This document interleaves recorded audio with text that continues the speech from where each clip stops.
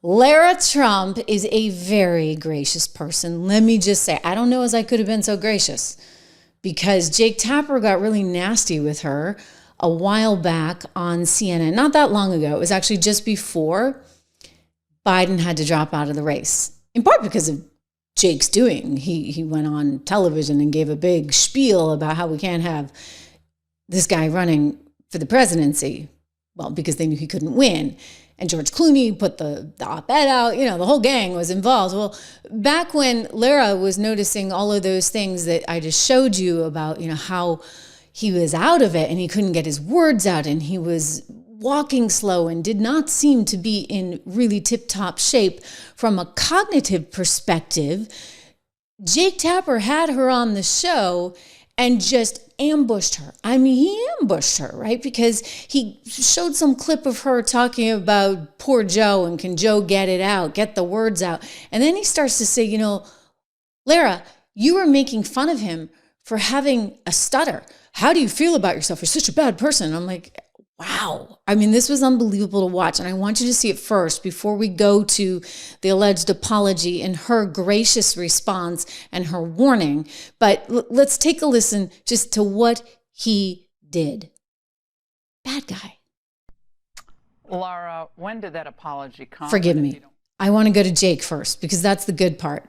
She actually sort of kind of forgives him in a very gracious way, but has a big warning. Here's Jake. But Jake, in your case, do you feel that you owe the American people an apology for slightly dropping the ball with this, and not just to Lara Trump? I feel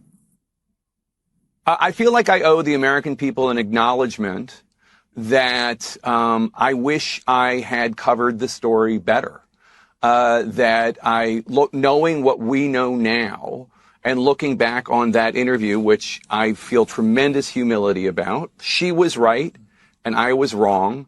I did not see in the moments he was having, I did not see that as cognitive decline. She did. Our reporting suggests that she was correct. So I feel humility. I've apologized to her.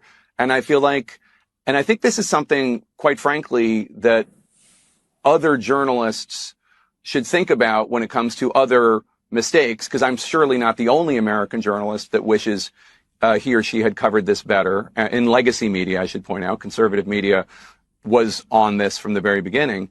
And that is, I will try to do better.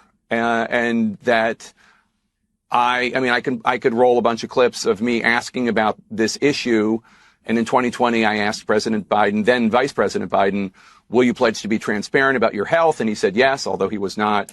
And I had only got one interview with him as president in 2022. And I asked him about the American people think you're too old. Whenever you're confronted with that, you say, watch me. The American people are watching you. They still think you're too old. So it's not like I was ignoring it. And it's not like I was part of the effort to hide this. But in retrospect, of course, I wish my coverage had been better on this subject. And I think while I recognize to a degree I'm the avatar of American legacy journalism right now when it comes to this story, I think in order to regain trust, that there is something that we can do when we fall short, and I'm acknowledging it. Okay, so this is like a mea culpa, mea culpa, mea culpa. But again, I go back to the original clip. What a nasty guy. Every time he comes on stage or they turn to him, I'm like, Joe, can you get it out? Let's get the words out, Joe. You kind of feel bad for him. How do you think it makes little kids with stutters feel when they see you make a comment like that? First and foremost, I had no idea that Joe Biden ever suffered from a stutter. I think what we see on stage with Joe Biden, Jake, is very clearly a cognitive decline. Okay. That's what I'm referring to. It makes me uncomfortable you have to watch somebody on stage that's so amazing. It's so amazing to me that try and figure out an answer. A cognitive decline. Well, when you're trying to tell me that what I was suggesting was I think that you were mocking his stutter. Yeah, I think you were mocking his stutter, and I think you have absolutely no standing to diagnose somebody's cognitive decline. I would think that somebody in the Trump family would be more sensitive to people who do not have medical licenses. diagnosing years ago, politicians of 10 from years ago. afar. Plenty of people have diagnosed your father from afar, and I'm sure it offends you. Your father-in-law from afar. I'm sure it offends you. You don't have any standing I'm to not say. diagnosing him. What I'm saying, You Jake, just talked is about that a we cognitive can clearly decline. see that Joe Biden I is have one last struggling question for you, Lara. You can't. times on stage, and it's very concerning to a lot of people that this could be the leader of the free world. Okay. That is all I'm saying. I genuinely Thank you, feel Lara sorry Trump. for Joe Biden. I appreciate it. I'm sure. Like, I really haven't seen a lot. Like that was just really ugly. Like really, really, really ugly. And I think it's important to like remember that and see that, because you got to understand the kind of guy he is. He sat there and looked at all the same videotape that I just showed you, right? He knew all, like he's seen the same feeds come in. Everyone saw it. Everyone knew that Joe was in very tough shape. And yet he's going to just try and slaughter poor Lara Trump when she comes on graciously enough to join his show, and he ambushes her like that. Like, that is not cool. So apparently Jake has now decided to apologize. I mean, it's all part of the bottom line, right? He's got book sales coming up. So he called Lara, according to Lara, and said, I'm going to apologize to you when the book comes out, right? Here he is thinking through his headlines and his little news cycle. How am I going to sell more books? Don't buy this book. Please don't buy this book. Because it's so not worth it. He's trying to appeal to conservatives. That's why he's like, oh, the conservative media knew it. That's why he's going on conservative shows, because he wants conservatives to buy the book along with the liberals. Here is Lara speaking with Laura Ingraham last night on Fox, telling the story of how Jake called her up and said, I'm going to apologize. Watch. Lara, when did that apology come? And if you don't mind sharing with us, what did he say? Yeah, Jake Tapper called me about 2 months ago, actually. And he said, I have this book coming out, and I know everybody's saying that I should apologize to you. I plan, whenever the book comes out, to go on TV and I will say, you were right and I was wrong. And I guess to Jake's credit, he did that. Now, Laura, I think the overarching thing here, though, is that the damage is done, right? We were so close to something so dangerous happening to this country. I mean, look at what actually happened. Look at the millions of illegal immigrants able to pour in. People are questioning now, you know, who was actually in charge of this country. I guess whoever was in charge of the auto pen.